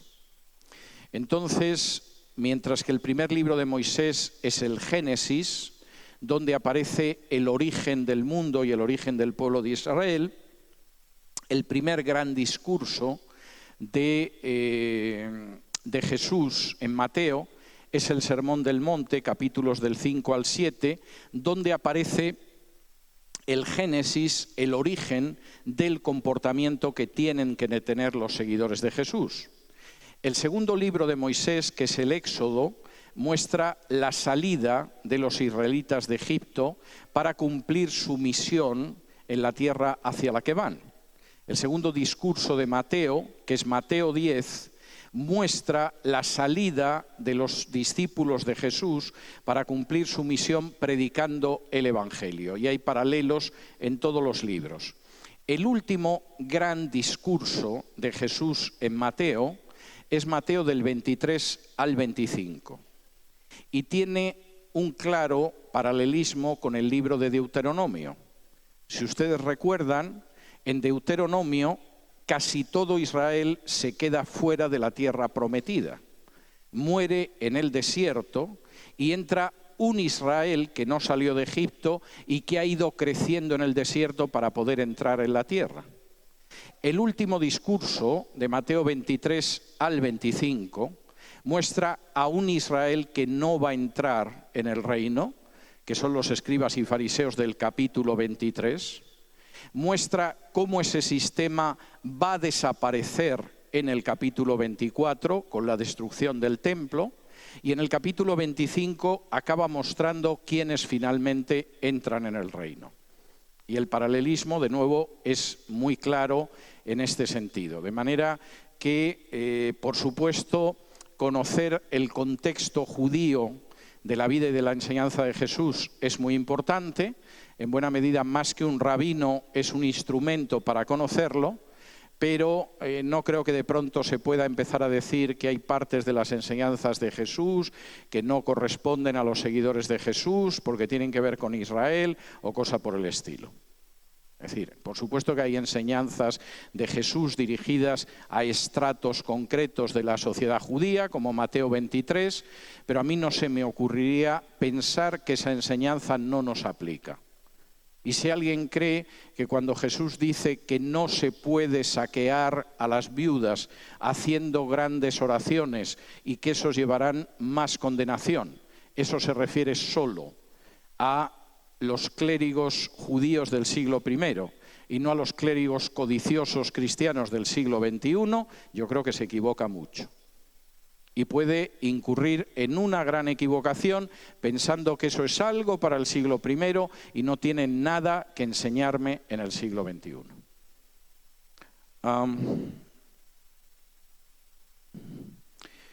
Dice, en la Biblia se menciona el Hades y el infierno, ¿son lo mismo o son diferentes? Algunos dicen que cuando Cristo venga habrá cielo nuevo y tierra nueva, entonces seremos de carne y hueso como ahora. Vamos a ver. El Hades y la Gehenna no son lo mismo. La palabra Hades en griego significa lo invisible, lo que no se ve. Era la palabra que los griegos utilizaban para su peculiar morada de los muertos, y en la Biblia se utiliza fundamentalmente en el Nuevo Testamento como un equivalente a Sheol en el Antiguo Testamento, que es el ámbito de la muerte. Esa sería una traducción, una perífrasis de lo que significaba. El infierno, por el contrario, es el lugar de castigo, y la palabra que se utiliza en griego es una palabra que aparece también en el Talmud, que es Gehenna. La revisión Reina Valera del 60 hizo muy bien cuando restituyó Sheol en el Antiguo Testamento, Hades en el Nuevo Testamento y Gehenna o Gehenna en el Nuevo Testamento. La revisión del 9 decidió traducir todo como infierno, con lo cual creaba una enorme confusión, porque, por ejemplo, cuando Jacob en Génesis quiere ir al Sheol, totalmente abrumado por lo que cree que es la muerte de su hijo, es decir, me quiero morir, diríamos nosotros, al traducir me quiero ir al infierno, Pues hombre, para decir la pérdida de un hijo es terrible, pero esto ya parece un poco excesivo, ¿no? Y en ese sentido, la revisión del 60 es una mejor revisión que la revisión del 9. Habla del nuevo cielo, la nueva tierra y de si vamos a ser de carne y hueso. Vamos a ver. La influencia helenística, que es muy grande en el cristianismo a partir del siglo II y asfixiante a partir del siglo IV, ha influido mucho en interpretaciones del Nuevo Testamento, incluidas interpretaciones escatológicas. En el Nuevo Testamento se habla de que efectivamente cuando uno muere parte a estar con Cristo, por ejemplo en Filipenses 1, 21 al 23, pero hay una insistencia en que nuestra situación es incompleta hasta que recibamos un cuerpo como el de Cristo en la resurrección. Y por influencia helenística, mucha gente casi piensa que el camino es que vas al cielo o al infierno, y la enorme importancia de la doctrina de la resurrección se pierde. Y la idea de que vamos a recibir un cuerpo glorioso como el de Cristo se pierde. Pero si se molestan en examinar, por ejemplo, las cartas de Pablo o los mismos evangelios, el énfasis es en la resurrección. Y en 1 Corintios 15, para Pablo, la esperanza final y total es la resurrección, no el hecho de que va a estar volando como una nubecilla por el cielo. Y creo que esa es una de las cuestiones que en términos bíblicos deberíamos saber recuperar. Por supuesto que cuando una persona muere, muere a estar con el Señor y parte a estar con el Señor, aunque sea antes de la resurrección. Pero nuestra esperanza plena es que recibiremos un cuerpo glorioso como el de Cristo en la resurrección, y no deberíamos olvidarlo. Dice, ¿cómo debemos leer los evangelios? ¿De manera literal o alguno de los autores usó alguna forma de escribir simbólica que no debemos tomar tan literal? Yo no tengo ninguna duda de que los evangelios transmiten un mensaje literal.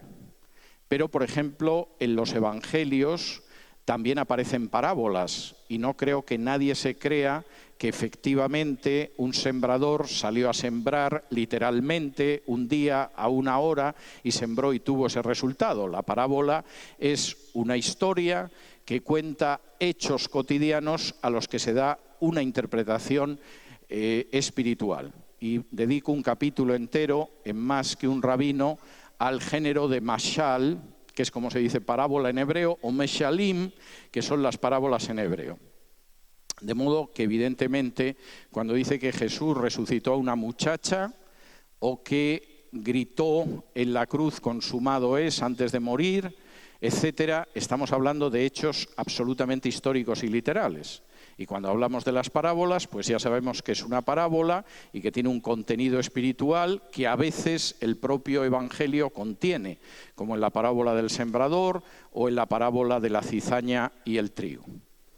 Junto con eso hay algunas expresiones que son típicas de la Biblia y que cuando no se conoce el Antiguo Testamento, y tengo que decir con profunda tristeza que mucha gente no lo conoce, evidentemente uno puede sacar interpretaciones verdaderamente disparatadas.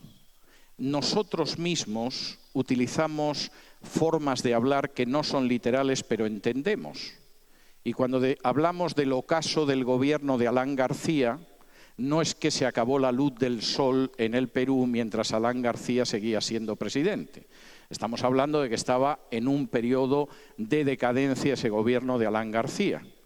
Y cuando hablamos de la caída del Imperio Romano, no es que todos los romanos se cayeron por la calle en un día concreto. Entendemos lo que es la caída del imperio. Son imágenes de este tipo.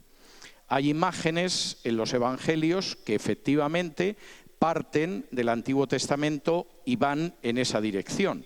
Y entonces yo creo que sería bastante interesante poder entender esto, por ejemplo, leyendo bastante a menudo el Antiguo Testamento y familiarizándonos con él.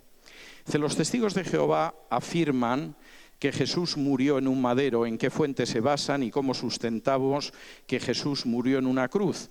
¿Cuáles eran los requisitos para ser un rabino en el pueblo de Israel y si Jesús reunía los requisitos? Vamos a ver, lo del madero de los testigos de Jehová es una sandez. Los testigos de Jehová durante las primeras décadas de su existencia tenían en las atalayas una corona con una cruz como símbolo del señorío de Cristo y utilizaron la cruz durante décadas. Cuando a la presidencia de los testigos de Jehová llega Joseph Rutherford, y llega porque tenía más acciones que cualquier otro miembro del cuerpo gobernante de la sociedad Watchtower, decide cambiar una serie de doctrinas para marcar distancia con el fundador de los testigos de Jehová, que fue Charles Taze Russell. De hecho, los seguidores fieles de Russell se separaron de los testigos de Jehová en los años 20 durante la presidencia de Rutherford. Y si alguno quiere encontrar los libros de Russell, los testigos de Jehová no se los van a vender, pero algunos de los grupos de seguidores de Russell, como la Aurora, siguen vendiendo los libros, los estudios de las escrituras de Russell. Traducir como que fue un poste en vez de una cruz es un disparate por varias razones. Primero, los romanos ejecutaban siempre en cruces. A veces la cruz completa estaba puesta, a veces había un poste y el condenado llevaba el poste transversal que se subía y se encajaba en el poste que ya estaba colocado en el suelo. Segundo, es imposible mantener a una persona clavada cuando está en un poste así. Es decir, los experimentos que se han hecho, el peso del cadáver desgarra las manos de esa persona y no se puede mantener clavada. Mientras que en una cruz, claro que se mantiene. Tercero, el mismo verbo que aparece en griego para crucificar, que la traducción de los testigos de Jehová traduce como fijar en el madero o algo parecido, y que es crucificar, es estauró. Y los griegos hacían juegos de palabras de humor negro con estauró, en el sentido de, por ejemplo, en uno de los diálogos de Luciano de Samosata, menciona que el verbo crucificar, que es estauró, está hablando de las letras, y dice la letra tau, que es el equivalente a nuestra letra T, es una letra malvada, porque aparece en medio del verbo estauró, que es crucificar, y efectivamente se crucifica en la posición de la T. Es decir, traducir eso como fijar al madero, clavar al madero, etcétera, es absolutamente imposible, porque el estauró habla precisamente de fijar a una persona en forma de T, reproduciendo lo que sería la forma de T, que además es la forma de crucifixión que conocemos.